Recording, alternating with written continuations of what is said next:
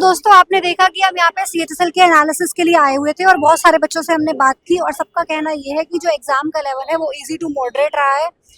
हालांकि यहाँ पे देखा गया है इंग्लिश में कि अभी तक आप देखते थे तो एरर डिटेक्शन के 2 से 3 क्वेश्चन आपसे मैक्सिमम पूछे जाते थे, लेकिन बच्चों का कहना यह है कि 5-5 क्वेश्चन यहाँ पे एरर डिटेक्शन के पूछे गए हैं।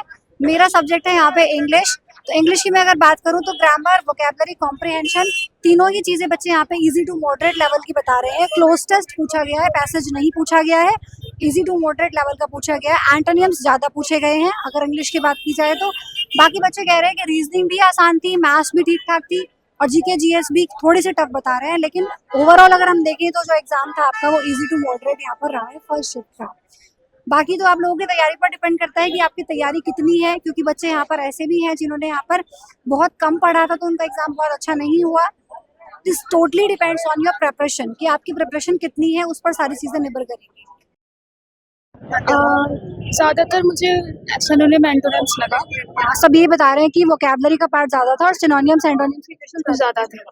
तो आपका चारों में से सबसे ज्यादा इजी आपको कौन सा सब्जेक्ट लगा और जो सबसे आपको लगा है कि सबसे ज्यादा मार्क्स उसमें आएंगे? रीजनिंग और इंग्लिश। मैथ्स भी ओके था। तो मैथ्स में क्वेश्चन क्या टफ पूछे गए थे? कुछ मुझे लगे एडवांस के थोड़े से। एडवांस मैथ्स के क्वेश्चन ज्यादा थे या अर्थमेटिक से ज्यादा था? बराबर लगा मुझे। ऑलमोस्ट इक्वल था। और जीके जीएस में अगर हम पढ़ा सा आया था या फिर ऐसा कुछ लगा था कि तो बहुत कुछ अलग पूछ लिया? क्वेश्चंस जो थे वो 2023 के थे, बाकी मोस्टली स्टैटिक भी थे और मतलब था ओके था। ओवरऑल आपका एग्जाम अच्छा हुआ। कितने क्वेश्चन अटेम्प्ट किया आपने? मैंने 76 के अराउंड। 76। तो अगर एक्यूरेसी अच्छी हुई तो मतलब सिलेक्शन हो जाएगा। Thank you so much. English में अगर मैं इंग्लिश की बात करूँ तो एंटोनिम्स सिनोनिम्स कितने पूछे गए? अप्रॉक्स में शायद एंटो ज्यादा पूछे गए थे, साइनो तो शायद एक ही दो होंगे, एंटो ज्यादा। अच्छा, और एरर डिटेक्शंस के क्वेश्चन? आई थिंक 3 से 4 होंगे। PQRS का क्वेश्चन भी था?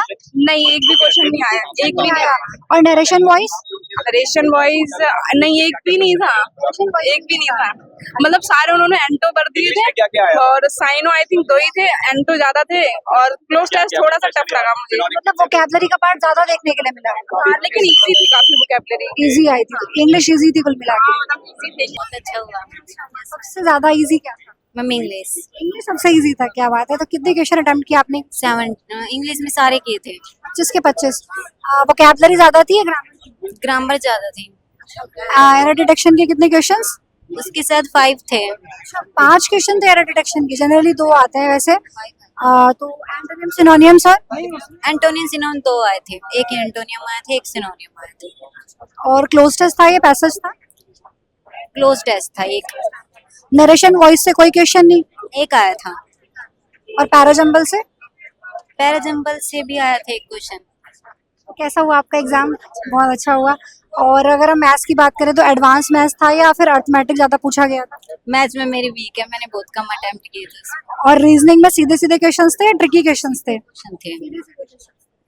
और जीके जीएस पढ़ा सा था या सब कुछ ऐसा लग रहा था कि कुछ अलग पूछा गया? पढ़ा हुआ था। क्या लगता है आपको कि कैसा गया? कितने नंबर आ सकते हैं? कितने क्वेश्चन आपने अटेम्प्ट किए? मैंने 60-70 के आसपास अटेम्प्ट किया क्वेश्चंस। एक्यूरेसी का क्या लगता है कि कितनी एक्यूरेसी होगी? मतलब जितने आ सकते हैं 55-60 के आसपास तो आ सकता है, क्योंकि एग्जाम थोड़ा हार्ड था और टाइमिंग बहुत कम थी उसकी एग्जाम की। तो सबसे ज्यादा इजी आपको चारों सब्जेक्ट्स में से कौन सा सब्जेक्ट लगा? General awareness. General awareness easy लगा? ओह क्या बात है। यहाँ स्टूडेंट्स कह रहे हैं कि जनरल अवेयरनेस में मुश्किल लग रहा था। अच्छा, इंग्लिश की मैं अगर बात करूँ तो एरर डिटेक्शन जो होता है कितने क्वेश्चन आए हुए थे? समथिंग 6 के आसपास, ज्यादा नहीं आए थे एरर डिटेक्शन। और एंटोनिम सिनोनिम्स? 5 या 4। रीजनिंग में क्या क्वेश्चन कुछ ट्रिकी भी पूछे गए थे या डायरेक्ट सिंपल क्वेश्चन?